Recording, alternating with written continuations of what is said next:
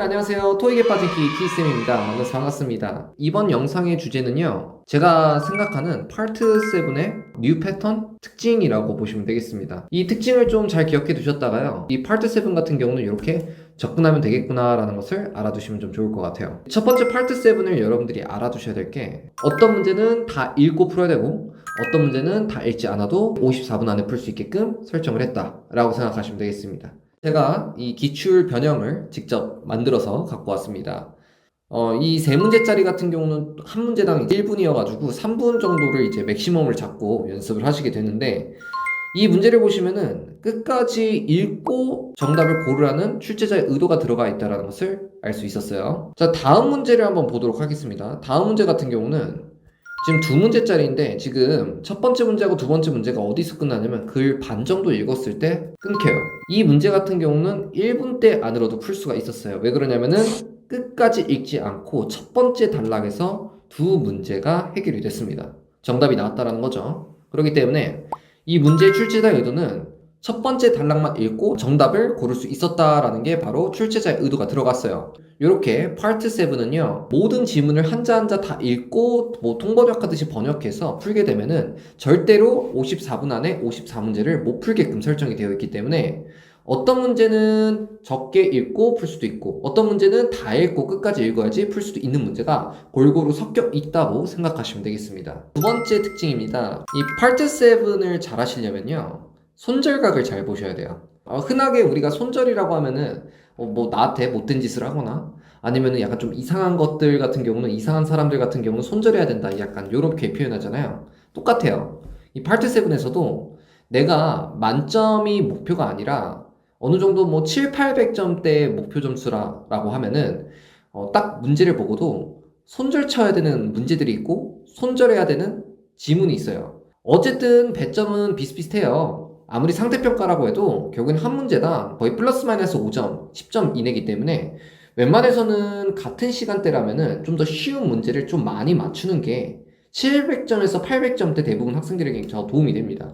생각보다 정말 많은 학생들이 문제가 풀리지 않거나 아니면은 지문이 잘 읽히지 않으면은 시간을 생각보다 많이 낭비를 해요. 뭐 처음으로 돌아가가지고 다시 읽거나 아니면은 ABCD를 계속 보고 정답을 다시 한번 찾거나, 여러분들이 만약에 남들도 어려워하는 문제들을 넘어가지 못하고 그걸 붙잡고 있으면은 시간적으로 굉장히 손해라는 것입니다. 보통 상급 난이도라고 하는 문제가요, 한 5개에서 많게는 10개 정도이거든요. 뭐 최상급 문제는 진짜 3개 미만이에요. 이런 문제 다 틀려도요, 어쨌든 900점 나오거든요. 그렇기 때문에 이러한 손절각을 잘 보셔야지 700점, 800점을 빠르게 달성하고, 고득점을 여러분들이 목표로 한다 하더라도 웬만해서는 어려운 문제는 손절을 빨리 해주셔야 돼요. 자, 그리고 세 번째 특징은요, 문제를 빨리 푸는 것보다는 적절한 페이스를 유지하면서 정확도를 높이는 게 더 점수를 획득하는 데 유리할 수가 있어요. 독해의 속도는요, 상대적이기 때문에 본인만의 페이스 유지 방법이 중요하다라는 것이에요. 뭐 시험 보는 분들 중에서 만점 강사 중에서 뭐 30분 남는 강사님들도 있고, 저 같은 경우는 한 5분에서 한 10분 남나? 뭐 빠듯하면 5분 정도 남고 여유로우면 한 10분 정도 남는 것 같아요. 어떤 분은 30분 남기고 만점을 받았고 어떤 분은 5분 남기고 만점을 받았다는 것은, 다시 말하자면은 스피드가 시험의 점수를 결정한다라는 건 아닙니다. 아무리 빠르게 풀더라도 정확도가 낮으면은 점수가 깎일 수밖에 없는 것이고요. 아무리 느리게 읽더라도 결국에는 시간 안에 정확하게 다 풀면은 만점도 나올 수 있다라는 말이에요. 그래서 나를 가르치는 선생님의 속도가 빠르다고 해서 그 방법이 절대적인 것은 아닙니다. 가장 중요한 거는 정확도를 유지할 수 있는 나만의 속도 페이스를 찾는 것이 중요하다라는 것이에요. 그리고 이거는 제가 학생들에게 주장했던 부분인데, 파트 7 같은 경우는 저는 LC의 연장선이라고 봅니다. 그냥 단순하게 RC 파트 7은 LC 파트 3, 4에서는 이 상황 자체를 좀 더 문어체, 글로 바꾼 것이고 길게 늘어뜨린 거다라고 생각하시면 되겠습니다. 기출 분석을 해보면은 LC 파트 3, 4 그리고 파트 7에 있는 상당 부분의 질문의 형식과 그리고 지문의 내용, 주제, 무엇보다도 정답, 패러프레이징이 상당 부분이 많이 겹쳐요. 기본적으로 질문의 순서에 맞게 본문의 순서도 똑같이 흘러간다라는 거, 예를 들자면 뭐 첫 번째 문제가 글 초반에 있고 두 번째 문제는 그 다음 단락에 있고 세 번째 문제는 마지막쯤에 있다 라는 그 패턴, 그리고 질문에 있는 키워드가 본문에서 정답의 단서로 나오고 그 정답의 단서를 바탕으로 여러분들이 보기에 있는 패러프레이징 단어를 정답을 고를 수 있는 그 패턴 또한 비슷하다고 생각을 해요. 자, 그리고 두 번째로는요, LC에서 나오는 질문이요, 파트 7에서 나오는 질문하고 동일한 부분이 굉장히 많습니다. 아까 풀었던 문제 잠시 보면은 첫 번째 문제에 Why was the letter sent to Mr. Thompson이라고 나왔잖아요. 요거 LC 파트 3, 4에서 나올 수 있는 질문이거든요.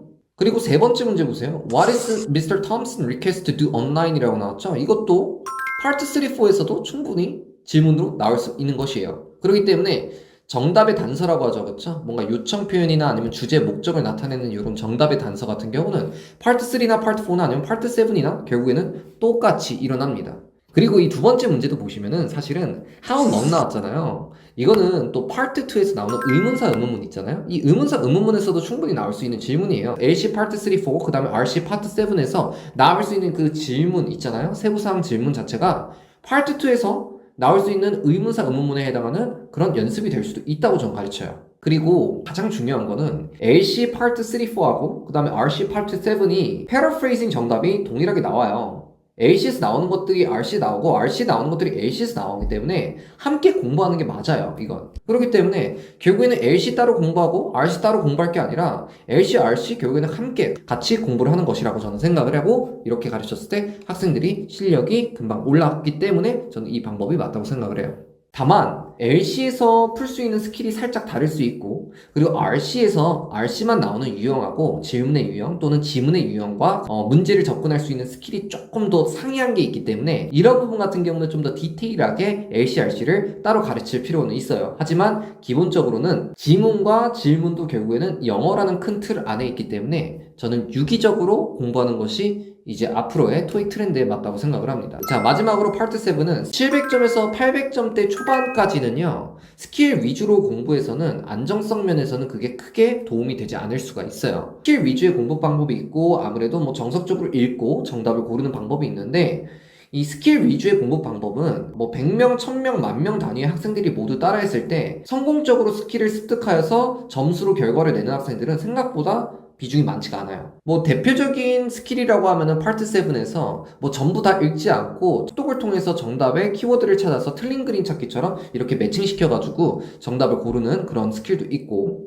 그 다음에 아니면 질문의 유형에 따라 지문에 나오는 그 순서가 정해져 있는 것들도 있어요. 스킬을 약간 공식화된 것을 암기를 해가지고 정답을 빠르게 그 부분을 읽고 찾아야 되는 경우도 있습니다. 어떤 스킬을 어떻게 활용하던 간에 기본적으로 이 스킬이 된다라는, 스킬을 활용할 수 있어야 된다라는 전제 조건이 기초 해석 능력과 기본 어휘력을 바탕으로 해야 되거든요. 근데 많은 학생들이 강사의 화려한 스킬을 보고 정말 영어를 열심히 안 해도 이 스킬만으로도 점수를 찍어낼 수 있다라는 약간 그런 말에 환혹이 돼서 스킬만 마치 공부를 하면은 목표 점수를 달성할 수 있다고 생각하는 학생들이 굉장히 많아요. 근데 현재 토익 트렌드에서는 약간 안정성이 좀 부족하다고 생각하시면 되겠습니다. 스킬이라는 것은 기본적으로 어느 정도 베이스를 쌓고, 여기서 베이스라는 것은 기초 해석 능력과 아니면 기본 어휘력, 어느 정도 문장을 해석할 수 있는 정도의 실력이 된 상황에서 시간을 단축할 수 있는 그러한 도구로서 사용해야 되지, 그게 주 메인이 돼서는 안 된다라는 것이에요. 제가 말씀드렸다시피 스킬로 가르치는 것 자체가 잘못됐다는 것도 아니고, 스킬로 목표 점수를 받는 학생들이